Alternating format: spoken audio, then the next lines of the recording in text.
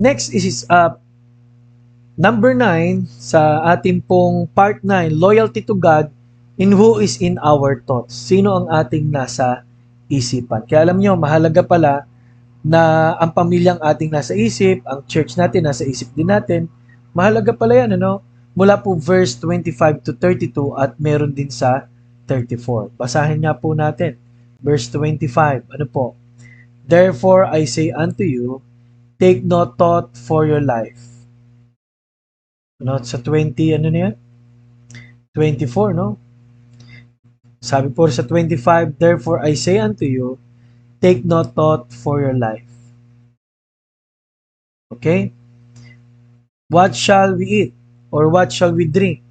Nor yet for your body, what shall ye put on? Is not life more than meat, and the body than raiment?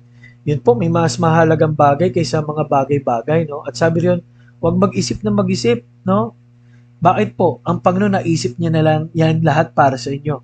Kung mga ibon nga ay pinakakain niya at hindi niya pinababayaan, ay how much more tayo? Ano po? Sabi po yun sa verse number 26. At sabi rito, may sino nag-isip na tumangkad at naayos yung problema niya. Sa 28, ito, consider the field, no? Wala naman silang ginagawa pero nagpapatuloy ang pagtubo. No? 29, si Solomon, no? Siya rin ay naintindihan yung mga bagay na ito. Sa verse 30, okay, sa verse 31, wag mong kaisipin kung anong kakainin, anong yung daramitin.